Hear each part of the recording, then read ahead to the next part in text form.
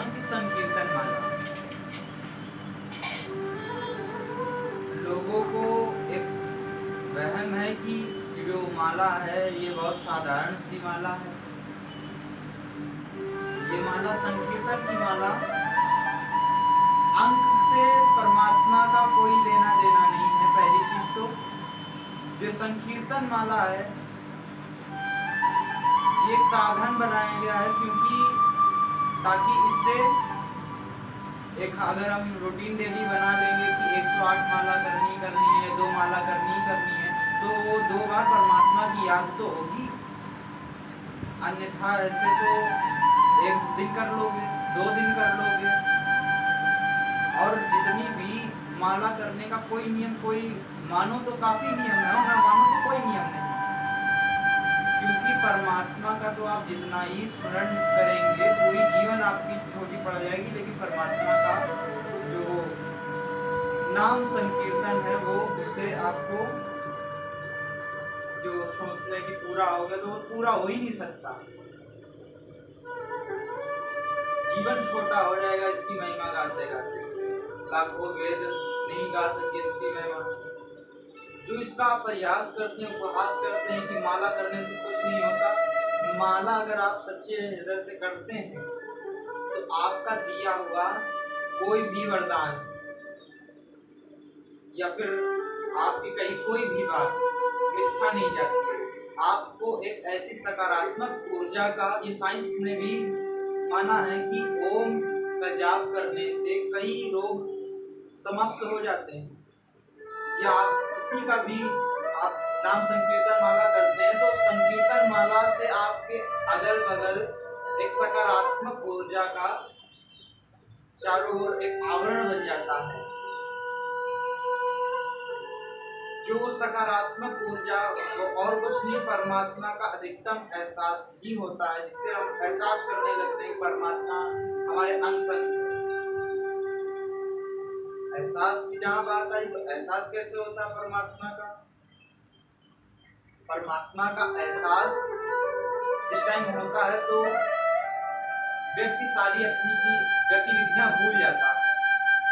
जैसे कि आप हलवाई की दुकान पे जाते हैं, हलवाई की दुकान पे आप कोई भी मिठाई चुनते हैं तो उसमें से हलवाई आपको थोड़ी सी मिठाई चखने के लिए देता है, देखिए और बताइए कैसी।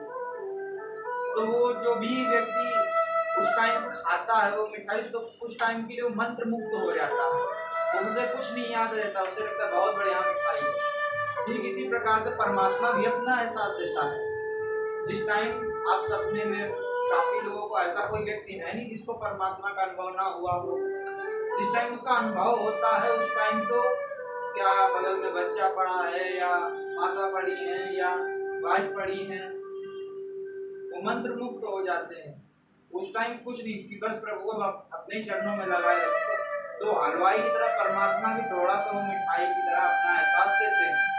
उस एहसास में इतना एक अलौकिक सुख मिलता है कि फिर उसके बाद में जैसे ही लेकिन हम उठते हैं या फिर अपनी मायावी क्रियाओं में लगते हैं तो फिर से उनका विस्मरण होने लगता है। जहाँ भी बात आई थी कि परमात्मा का विस्मरण ना हो पाए, तो विस्मरण नहीं होने का यही एक है कि परमात्मा की याद इतनी की जाए, चाहे वो माला जरिए संभव हो या आप बहुत अच्छी आपकी भक्ति है तो ऐसे ही आप सारा दिन नाम संकीर्तन करते रहें, लेकिन अभ्यास तो करना पड़ेगा। बगैर पहली पढ़े कोई 10वीं पास नहीं हो सकता। कहीं लिखा है कि पहली फेल और 10वीं पास। 10वीं अगर पास करना है तो आपको 9 तक पढ़ना ही पढ़ना पड़ेगा। और संतों का चिंतन है कि जब परमात्मा मिल जाता है या परमात्मा की प्राप्ति हो जाती है, लोगों का कहना है कि परमात्मा मिलने के बाद आवागमन खत्म हो जाता है। लेकिन शास्त्रों ने ये भी बोला है कि भले ही आप कितने भी बड़े विद्वान हो, आपको परमात्मा की प्राप्ति हो चुकी हो। जैसे एक छोटे बच्चा चाहे जितना भी बड़ा वो डिग्री हासिल कर ले, स्कूल पढ़ ले, भले ही वो आगे चल के ना पढ़ने जाए पर पढ़ाने तो जाएगा ही।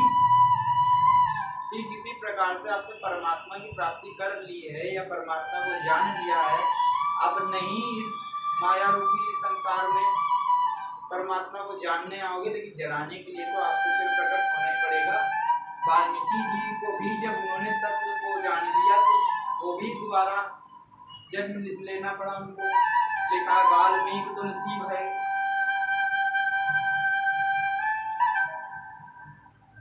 इस प्रकार से जो जितना भी ये संसार की क्रियाएं हैं, व्यक्ति सोच ले कि हम वो भक्ति कर चुके, एहसास मिलने लगा तो बस काम खत्म हो जाए। नहीं, अभी भक्ति परिपूर्ण नहीं, अभी तो एहसास हो रहा है। प्रथम तो इस एहसास ही हो, अपने अगल बगल महसूस तो करो, वो दृष्टिकोण बनाओ तो सही। राम कहाँ नहीं है, श्याम कहाँ नहीं है, बस फर्क तो हमारे आपके नजरिए का है, वो नजरिया हम नहीं बना पा रहे। हर एक व्यक्ति परमात्मा ही है, अंश है उसका, बट जो जहाँ पे वो बात आई कि लोग इस अहंकार में भी आ जाते हैं कि हम ही परमात्मा के स्वरूप तो हो पर परमात्मा ही नहीं है, ये व्यक्ति को समझना चाहिए। भले ही लिख दिया गया है कि गुरु ब्रह्मा गुरु विष्णु गुरु देवो महेश्वर गुरु साक्षात परब्रह्म तस्मै श्री गुरुवे नमः, लेकिन जो भी व्यक्ति होता है, गुरु को बात समझनी चाहिए कि भले ही लिखा ऐसा है, लेकिन हम वो गुरु हैं, लेकिन महेश और विष्णु नहीं है, हमसे भी ऊपर परमात्मा है। आपको पत्ते पत्ते पे पानी डालने से अच्छा सीधे जड़ में पानी डालें। गुरु के बताए मार्ग पे तो चले ही साथ में, आप गुरु की जो जिसे गुरु को भी शक्ति मिल रही है, आप उससे उसको भी तो एक मध्यम रखें। आप पत्तों पे तो पानी डालते रहेंगे तो पेड़ हरा होने वाला नहीं, जब तक आप जड़ में भी पानी नहीं डालेंगे। गुरु को तो मान लिया अच्छी बात, लेकिन गुरु की भी तो माननी है। इस प्रकार से गुरु को मानते हुए अपने जीवन का ये लोग भी सुखी करें, परलोक भी सुखी करें। 33 करोड़ देवी देवताओं की बात आती है तो पहली चीज तो एक एक शब्द के कई कई अर्थ होते हैं। 33 करोड़ देवी देवता नहीं है, बल्कि 33 कोटि, कोटि माने हर एक, अभी बताया जैसे कि एक एक शब्द के दो दो अर्थ। एक कोटि करोड़ में भी आती है, दूसरा कोटि प्रकार में भी आता है। 33 प्रकार के देवी देवता हैं, ऐसा शास्त्रों का भी मानना है। तो 33 प्रकार के देवी देवता जो 8 वसु जहाँ बताए गए, रुद्र बताए गए, 9 शक्तियां बताई गई, ब्रह्मा विष्णु महेश, इनसे ऊपर कोई परमात्मा नहीं है। ये इनको इनके कार्य दे दिए गए कि आपको पृथ्वी संभालनी है, आपको जल देवता है तो आपको जल की कमी पूरी करने एक डिपार्टमेंट दे दिया गया कि आपको ये काम करना है। और इनसे ऊपर कोई देवी देवता है नहीं। 33 प्रकार के देवी देवता गाँव में वास करते हैं, गाँव माता में 33 प्रकार 33 कोटि के देवी देवता वास करते हैं। अब 33 करोड़ देवी देवता अगर आप सोचे तो 33 करोड़ तो उसके शरीर में बाल भी नहीं होंगे, परमात्मा कैसे उनके अंग में आ जाएंगे। तो कई शब्दों के कई अर्थ होते हैं। जैसे एक सन में बेटा भी होता है, एक सन में सूरज भी होता है, स्पेलिंग में फर्क है। सुनने भले ही एक जैसे लग रहे हैं, लेकिन मतलब दोनों के एक तो नहीं है। तो एक एक शब्द के कई कई अर्थ होते हैं। और जो व्यक्ति है वो अर्थ को नहीं समझता, जब अर्थ को नहीं समझोगे तो अर्थ का तो अनर्थ कर ही डालोगे। वेद और शास्त्र की बातें गुरु की जब आप करते हैं तो गुरु की कृपा से वो आपको एक एक बुद्धि सुझा के बताता है। और एक मैंने कहीं सुना था कि एक ऐसी रामायण है कि उसमें तुलसीदास ने इतना कलिष्ट लिख दिया है कि उनको प्रेत मानस का कलिष्ट बोला, इतना कलिष्ट लिख दिया गया है कि उनको प्रेत बोला जाता है प्रेत रामायण के रचयिता तुलसीदास। तो और भाषा का विशेष ध्यान रखें। शब्द का विषय में लिखा है कि शब्द शब्द सबका है, शब्द के हाथ न पाओ। एक शब्द करे औषधि, दूसरा शब्द करे घाव। शब्द हम कहने को तो कह दें, लेकिन एक बार ना कहने से कोई समझ जाता है ना ही, लेकिन हाँ समझने वाले वो बात समझ भी जाते हैं। जिनको समझना है वो एक ही बार में समझ जाएंगे, और जिनको नहीं समझना है आप जिंदगी भर रगड़ते रहो उनको, लेकिन वो समझ में नहीं आने वाला। जैसे कि जिस टाइम राम जी ने हनुमान को भेजा कि जाओ जाके रावण को समझा दो जाके, अभी टाइम है। एक बार समझाया, दो बार, तीसरी बार जैसे ही अंगद गए और या फिर सुग्रीव गए, सुग्रीव जैसे ही जाते हैं तो सुग्रीव के जाने से पहले मना किया था राम जी ने कि अब उसको मत समझाओ, क्योंकि समझने वाला तो एक ही बार में समझ जाता है, और जो समझाओगे भी किसको, जो समझेगा, जो कुछ समझना ही नहीं चाहता वो क्या समझेगा। तो सब, लेकिन फिर भी सुग्रीव ने नहीं मानी, वहां जाके हाथापाई की और मार खा के वापस चले गए। तो ये शब्द की बात जहाँ चल रही थी, शब्द ऐसे बोलने चाहिए, मीठी सी मिश्री हो जानी चाहिए। देखिए हम कथावाचक आपके बीच में 7 दिन या 9 दिन रहते हैं, लेकिन एक ऐसा अलौकिक प्रेम हो जाता है, और किस वजह से वो प्रेम होता है, सिर्फ शब्दों के कारण ही। तो हम आपको क्या दे जाते हैं, या फिर शब्द के लिए लिखा है कि शब्द संभाल के बोलिए, शब्द के हाथ ना पाओ। शब्द के कोई हाथ पैर नहीं है, लेकिन शब्द ही वही औषधि का भी काम करता है, वही घाव का भी काम करता है। तो किसी बहुत प्रसिद्ध कवि की वो लाइनें हैं कि गोली का मारा व्यक्ति बच सकता है, पर गोली का मारा हुआ कभी नहीं बच सकता। भर जाते हैं वो घाव जो दिए गए हो गोली से, पर वो घाव कभी नहीं भरते जो दिए गए हो गोली से। हम नहीं कहते कि आप लाखों बार सोचें, लेकिन हाँ कोई भी बात कहने से पहले करीब करीब एक बार तो विचार परामर्श जरूर कर लें अपने मन से कि अगर ये बात इस टाइम बोल दिया तो आगे क्या प्रभाव उसका पड़ेगा। और बड़ों छोटों का भी यही जहाँ कर्तव्य, घर में जहाँ पे कलेश हुआ करते हैं, तो कलेश में सबका अपना अपना सम्मान है। जैसे छोटों का अपना सम्मान है, छोटे प्रेम के पात्र हैं, तो वहीं बड़ों का अपना बुजुर्गता का एक पूजनीय है, पूजनीय काबिल के हैं, तो उनका वैसा सम्मान है। अपनी अपनी जगह सबके घर में सबकी होती है, लेकिन आवश्यकता है कि उसको बनाए रखें। हमारे महाराज जी बोलते हैं कि किसी ऊंचाई को पा लेना कोई बड़ी बात नहीं है। ऊंचाई कौन नहीं पा लेगा, कि आज हम सरकारी अफसर हो गए, या फिर पुलिसमैन में इतनी ऊंची पोस्ट पे पहुंच गए, या फिर एसआई हो गए, या फिर कुछ हो गए, तो ऊंचाई पाना कोई बड़ी बात नहीं, लेकिन ऊंचाई पे बने रहना बड़ी बात है। जो हम लोगों को एक वो पदवी मिली है, उस पदवी का एक जो बने रहना, उस पर टिके रहना ही अत्यंत लाभकारी होता है। बड़ों का कार्य है कि छोटों को प्रेम दे, सदा प्रेम दे, और छोटों का काम है कि बड़ों का सदा सम्मान करे। सम्मान, अगर देखिए जीवन का पहिया है, चक्र है, साइकिल का देखा ही होगा, जीवन चक्र आप लोगों को कहाँ पता है। साइकिल का पहिया आप लोगों ने देखा होगा, साइकिल का पहिया आप जैसे ही घुमाओगे और जहां से वो चलता है उसी जगह आकर रुक जाता है। ठीक इसी प्रकार से जीवन काल भी है, आप आज जो करोगे वो आगे चल के आपका ही आएगा। सम्मान करोगे तो सम्मान पाओगे, अन्यथा नहीं पाओगे।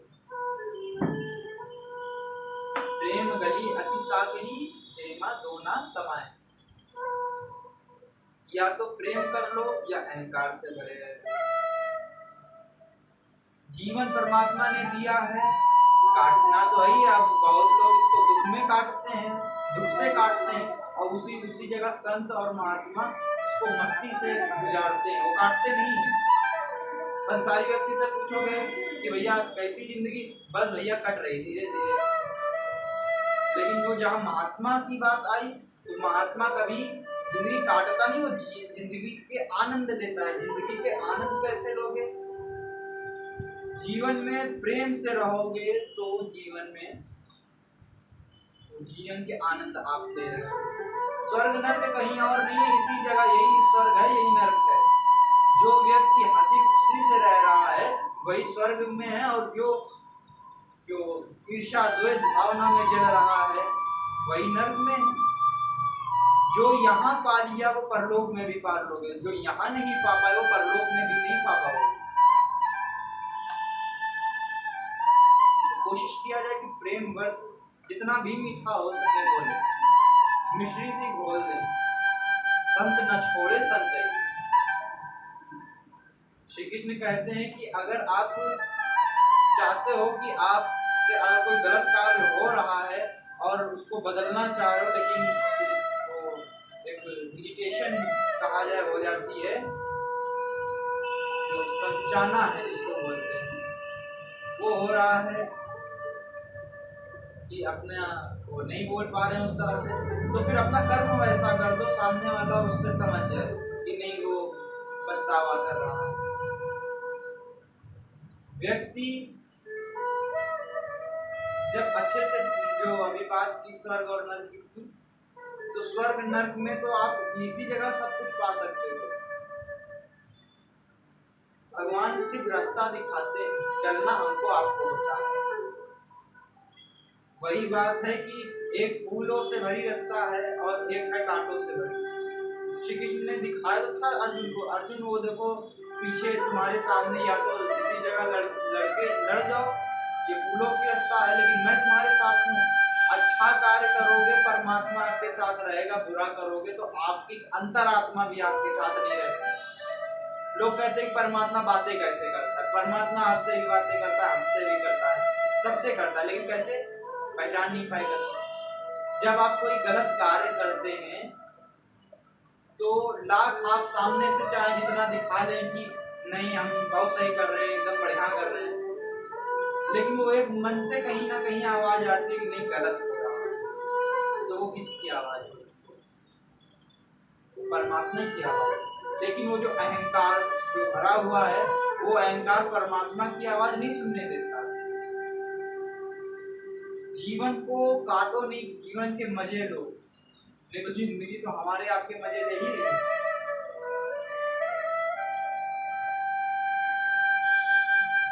जो जैसा करेगा वैसा ही भरेगा। कोशिश की जाए कि घर में हंसी खुशी से सभी रहें।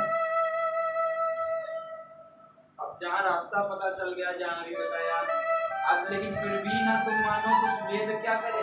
परमात्मा संत जो होते हैं वो सिर्फ बता सकते हैं, रास्ता दिखा सकते हैं, लेकिन फिर भी नजरअंदाज कर देते हो। अच्छा बताओ, कौन नहीं जानता कि तंबाकू खाने से या सिगरेट पीने से कैंसर होता है? सब जानते हैं ना, लेकिन फिर भी खाते हैं। क्यों? या पीते हैं। वो जानते सब हैं, लेकिन वो कुछ टाइम के लिए भूलना भी मैं नहीं कहूँगा उसको, वो नजरअंदाज कर देते हैं कि अरे होगा जो फिर देखा जाएगा। और जिस टाइम वही स्थिति आ जाती तो आप बस प्रभु बचा लो, इस बार बचा लो, अगली बार से नहीं करेंगे। हंसी खुशी से रहा जाए, जीवन का आनंद लिया जाए। ये करते हुए सब कुछ अच्छे से अपने जीवन को लिया जाए।